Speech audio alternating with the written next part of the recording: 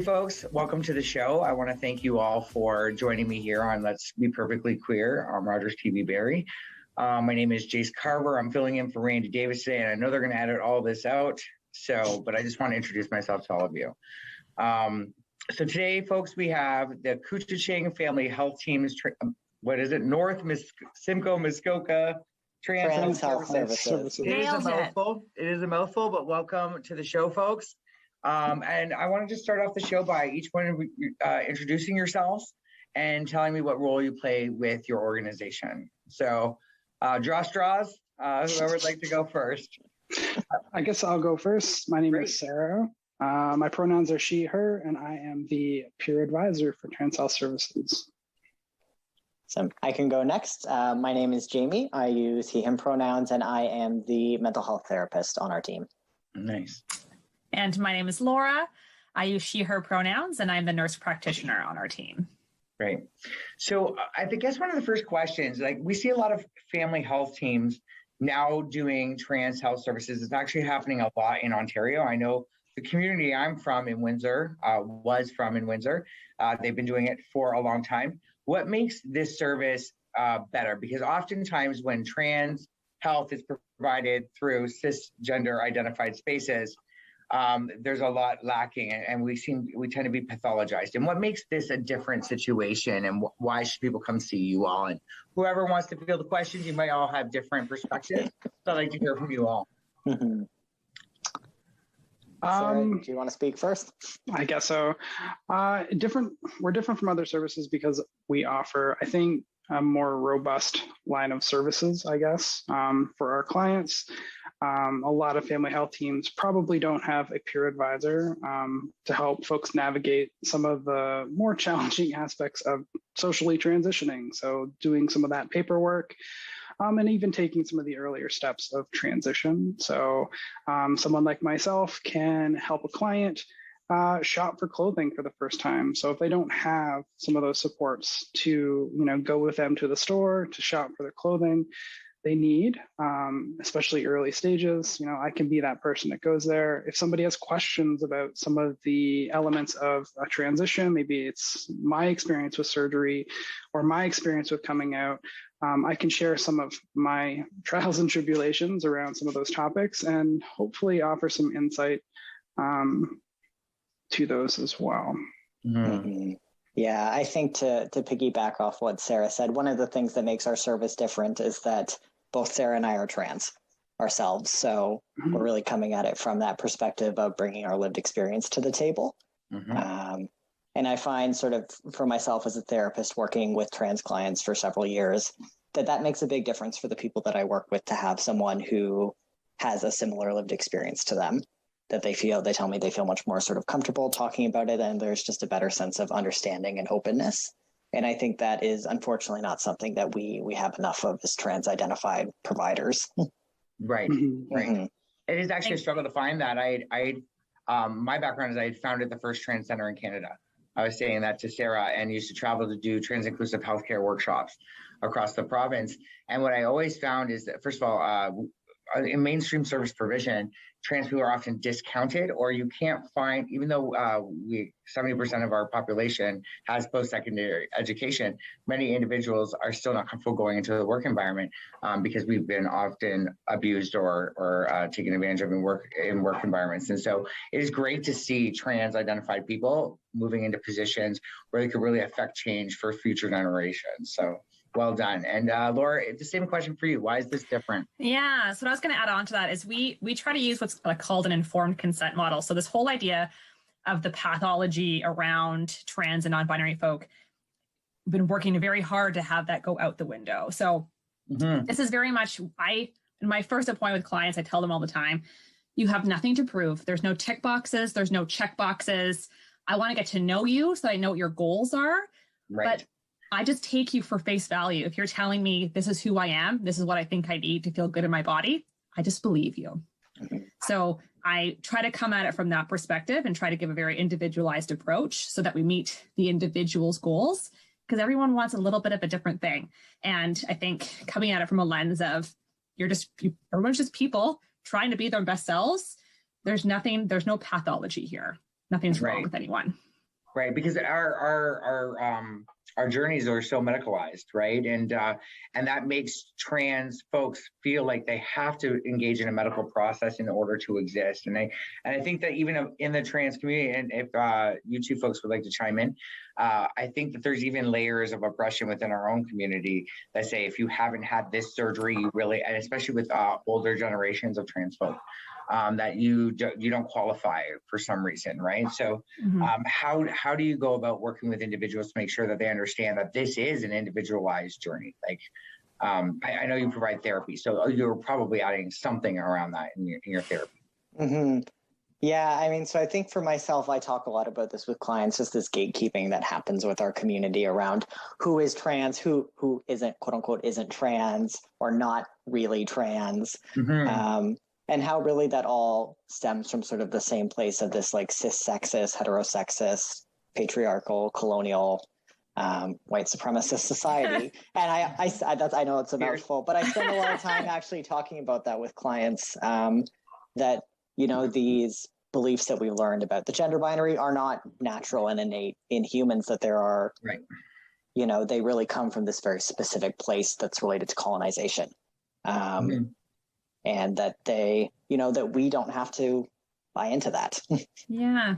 And I think to that end, just so that everyone's kind of clear, Jaime sees a lot of our clients, but Jaime doesn't have to see everybody. So we don't assume that because you're trans or non-binary or gender variant, that you have something that needs to be worked on mental health wise. If you do, fantastic. Let's link you up. Let's find you the resources. But there's no assumption that that's the case. There are a lot of people who are functioning fantastically in their lives and just are looking for something specific. And that first appointment with me, I also always focus on the fact that there is no right way to do this. So we've got a lot of clients who, you know, you don't have to have, if you don't need surgery, don't get surgery. If you don't need hormone therapy, don't go on hormone therapy. If you want it for a little while, want to come off, that's fine. This is very much a choose what fits your life best approach. Pick your adventure. Yeah, choose your adventure. When I started my transition, I'm just going to share a little bit about myself. When I started my transition in 2012, there was still a lot of like, you have to go through Canadian, what is it, CMHA? CMH. CAMH. CAMH. Yeah, you have to go through CAMH. You have to qualify. You have to live in that gender identity for a certain amount of time. And I went and saw a psychiatrist. I was misdiagnosed with bipolar disorder because they told me trans people didn't exist. And that led to me taking like a lot of medication that became addicted to. And that's the system that has oppressed and let us down for so long. So it's refreshing to hear that individuals can come in and they already exist. Because I still remember my first endo appointment where he said, I see you, you already exist. Let's get you there. And I remember that feeling of being noticed by someone who can make a change in my life. And that sounds like you folks are trying to build a team that sees people, right? Yeah. Absolutely. I'm really impressed by what Sarah said around being able to actually leave the space where you are doing work in a health center and go into community and work with individuals on individualized goals that they have and areas where they might need some support. And that's the model I used when I founded the organization. It was, you were always linked with a peer supporter, and then you could have a counselor or a healthcare provider as well. But the peer supporter was like your first real point of contact. So the first person was person with lived experience, and that we didn't put our own opinion of transition on a person. We helped them to set goals of what transition could look like. Can you talk a little bit more about that piece so that your potential future clients can hear what they could expect? Typically, that's actually how our whole program works. If somebody doesn't have a clear goal going into our program, they typically come to me. And we have a conversation. I learn a little bit about their story. I share some of my own just to get folks feeling a little comfortable with that element of sharing. And then from that point on, we come up with their goals and what they want to do. In terms of the community, I think every one of us realizes that poverty sometimes goes hand in hand with the trans community. You know, some folks don't have access to cars or travel, especially in more rural spaces, and you can't access buses and all that stuff. So we try to go to the client. So if that means, we travel to another family health team that we've partnered with within that North Simcoe Muskoka region, like boundary, we'll do that. In terms of myself, I guess I am the most unique in the sense that I don't have to work within the confines of that office space. So as I said, I can go out and meet clients to help them shop, especially initially. Sometimes they need to just get out as themselves. They could be a little bit farther along in that transition process, but not quite comfortable in going out as themselves. If that means we meet up in a public place, have a coffee, go for a walk, whatever it is, I sort of work with that client to help them socialize, get comfortable as themselves, because it's kind of frightening and scary. Initially speaking. Yeah. Oh yeah. Yeah, 100%. Clothes shopping for the first time, terrifying. Oh my gosh, I remember being fitted for my first bra. Oh my God, what an and you know what? It's that time where people don't want to touch you either, right? It's like they're afraid they're going to catch something from, they're going to catch the trans disease or something, The trans cooties. Yeah. Thankfully, we do have some really good providers that are quite good with the trans community, or quite comfortable, especially like around clothes and fitting.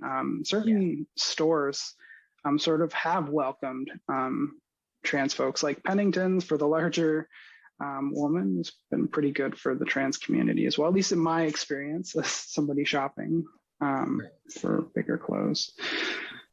And I feel like we have to, and I don't know where to do this, but I know I was just trying to find Shanna, who's our administrator, is the first point of contact. And she isn't with us today, but she's an integral part of this team. She really is the fourth. I spoke with her on the phone, actually. Yes. She's really the fourth face.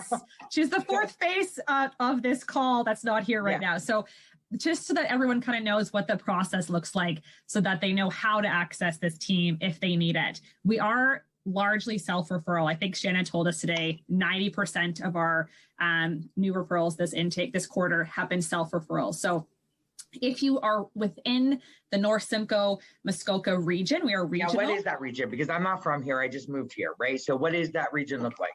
It's big. It's big, and its boundaries are annoyingly like jig-jaggy. But we cover up to like Gravenhurst, Bracebridge on the north end.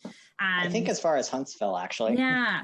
And we have like Barrie, Aurelia, Collingwood, Wasaga, Innisfil, in between those. Yeah. Are you partnered with any queer and trans organizations or AIDS support organizations in those regions in order to create a referral base? So Sarah kind of has all the, I don't know if she over here in my screen, has all of she's our contact person with a bunch of organizations. Shanna as well. There's a Sarah in there too? Our Sarah right here, Sarah Crawford, the peer navigator. Oh, right there. Okay, so she's up here for me. Sorry, not a computer lady. All right, hi. So Sarah, okay, so because I work now at the Gilbert Center, right? So this is a good connection to make for individuals who come in for support. Yeah. That's another element of my role is I do try to find those community partners or those organizations that we would consider trans positive or trans friendly. And then I can direct clients to those services, educate them on what kind of services a particular organization has. And I try to, when we develop like programming or groups, we do try to engage some of those community partners, have them send in a volunteer to come in and talk about those experiences with our community, just so that they can get, I guess, a point of contact or a point of reference in the future, so that, maybe they can feel confident enough to reach out and access some of those services.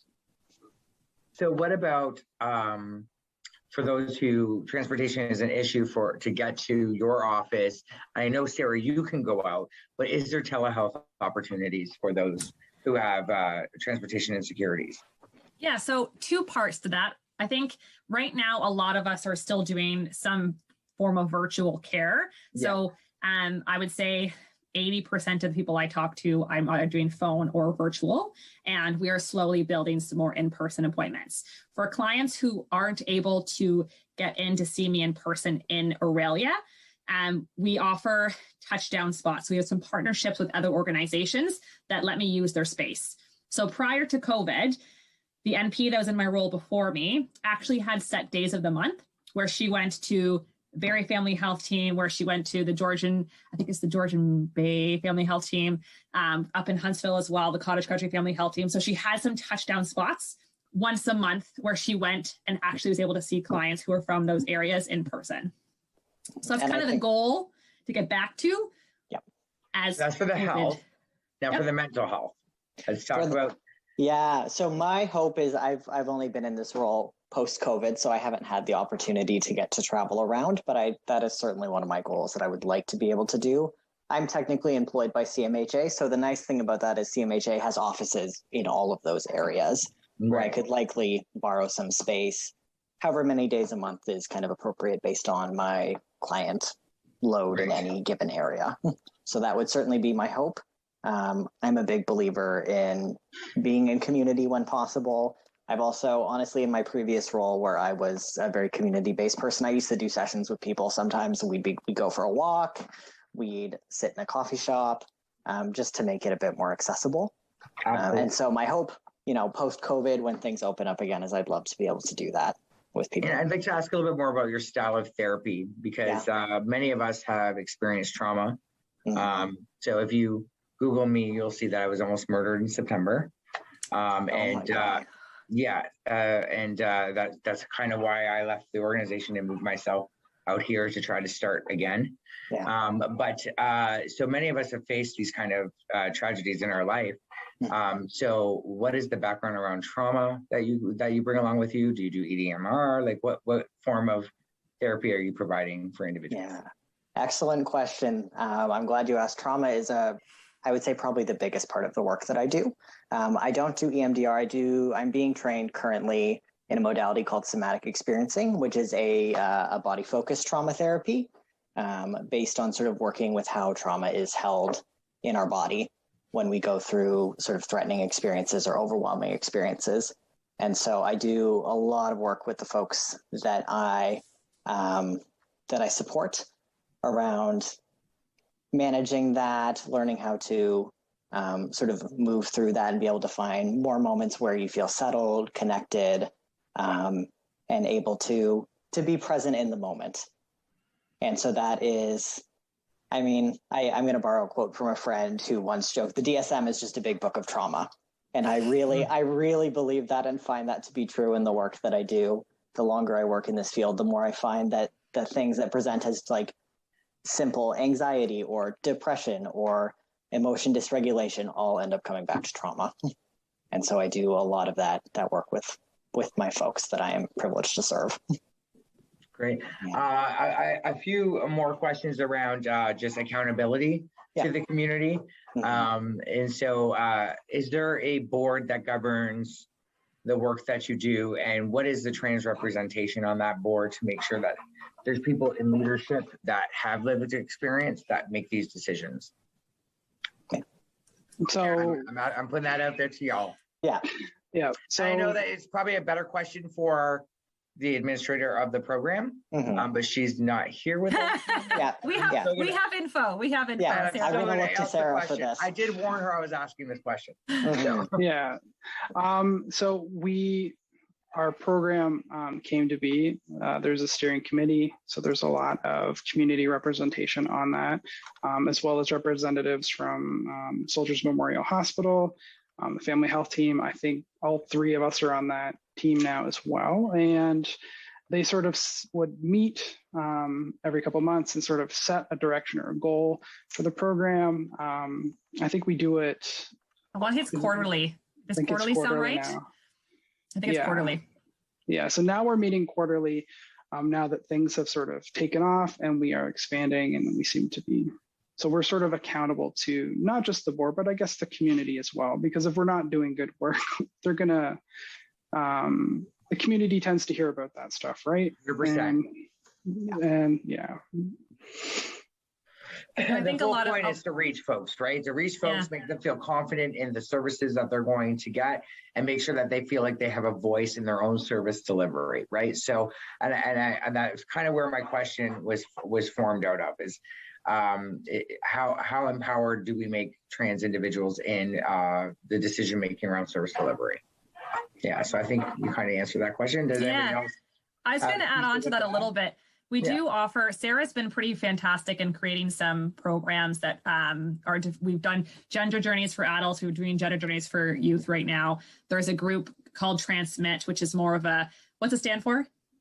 Trans Monthly Inspirational Talks. So all of these programs that Sarah has created and that we run have the opportunity for feedback, and we are very, very big on, can we talk about what you need? What are we not providing? How can we do this differently? I don't think any of us want to be doing a bad job. So no, of course making sure that we are hearing the voices that are telling us what they need and catering to that is very high in the priority list. I'm definitely going to be wanting to invite you folks back for more interviews in the future, maybe even really around the part you play with the organization, and make sure that people know how to get connected, right? So I think on an individual basis, why do you want to do this work? On a personal basis, what brought you to this work? Why do you stay in this work? Because we all know that working with people, first of all, no one's getting rich doing this work. Never get rich doing this work. And you have to love it, right? And I used to say that to the people who I brought in to help me form my organization.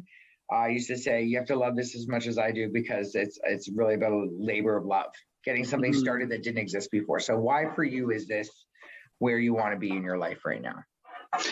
I guess I'll go first.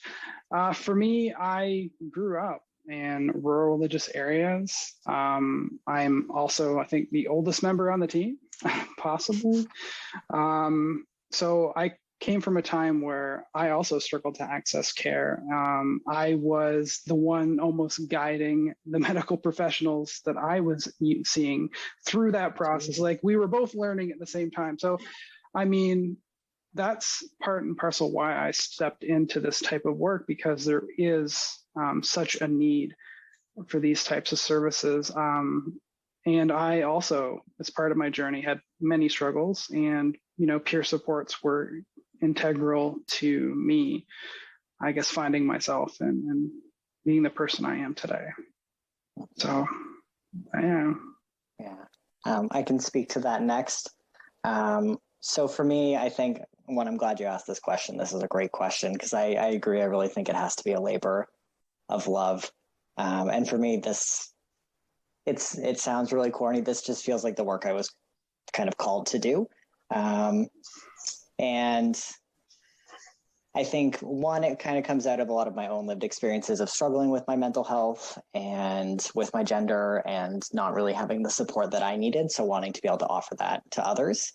Also because I've seen the transformative power of community in my life, and wanting to be able to support people to connect to that. And to be part of that, there is just something that feels so different for me. I find when I'm working with other community members versus working I've worked general mental health roles, and it doesn't feel the same. When I do this work, I feel just so honored to get to sit with the people that I get to sit with and to support them and be part of their journey and their healing process. And so, I find in this role and doing this work, I'm just continually just inspired. And sometimes the work is hard, and there's a lot of it, but I love coming to work every day, and I wouldn't want to do anything else. And to bounce off of that, my background, I used to be a bedside, a pediatric nurse at Sick Kids, and I was on medicine floor. There was a lot of youth that were coming in that were struggling with their mental health, that were somewhere gender variant, gender fluid, transgender, who were not being well supported in their homes and ended up hospitalized due to self-harm. So I came at it I saw this role while I was on a mat leave from Sick Kids, and thought, oh my goodness, an opportunity to do something before that, upstream, to not get to a situation where we're seeing people in such dire straits. So I'm just hopeful that it eventually makes a difference, that we're doing something that can help alleviate some distress in a community that's been marginalized and treated poorly by the medical system for a long time. And that's kind of where I come from. So similar to Jamie, feel very honored that I'm the minority in the group of being the cis representative, and I'm so happy to have both of them to tell me when I'm wrong or when I'm doing something that maybe isn't perfectly in line with what we should be doing.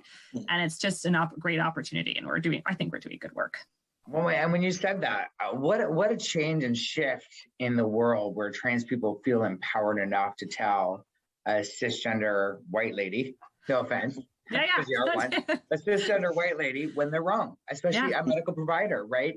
I can remember shutting my mouth for a long time because out of fear that they would take away what I already was able to get, right? And actually, the reason why I do this work is because of how poorly I was treated throughout transition, and having to recover from addiction on top of recover from the trauma that society just hands us and the healthcare sector has handed us. I wanted to create change. And I think that that's what we're all doing here is we're creating change, we're empowering individuals, and we're saying we see you. And that's so important. So I think we're out of time, but I want to thank you all, like Sarah, Jaime, and Laura, for joining me on this episode of Let's Be Perfectly Queer. And I hope to be seeing you all soon. Actually, I think there's a referral. I made a self-referral to the program. So I called like yesterday or the day before. So I think, Laura, you're going to be making some prescriptions for me. And beautiful. I'll see you all very, very soon. Yeah. So I'll be doing another interview after getting support through the organization. And there you go. So there'll be a first-hand account of what services are actually like, right? And, beautiful. But I realize, and I think Jaime and Sarah, this is actually another question. I think we walk through life a little bit more privileged than an average trans person out on the street because we are connected and we have voices within the change-making communities, right? And so I think that we have to be aware, we have to say that on episodes like this, that yes, we understand we have privilege. But we still see you and you are valid. I think that we would be remiss to not say that during this episode particularly. Yeah, I think the whole team is it's beautiful because we all have that community-centered approach, and everything we do and all the programs we develop sort of focus on that community-centered approach and making sure that we're meeting their needs. Yeah, because there's layers of intersectionality and oppression, right? Yeah. Let's look at Indigenous folks who are also identifying, or people who struggle with substance use who are also identifying. And I'm sure that you have services that will meet those individuals too. And that's why we definitely need to have another episode to talk a little bit more about other services that you provide within the health team and how easy it is to get referrals in and out of the trans program, right? So again, thank you all for being here. Thank you for having us. Thank you for having us. Yep, thank you. All right, we'll chat soon.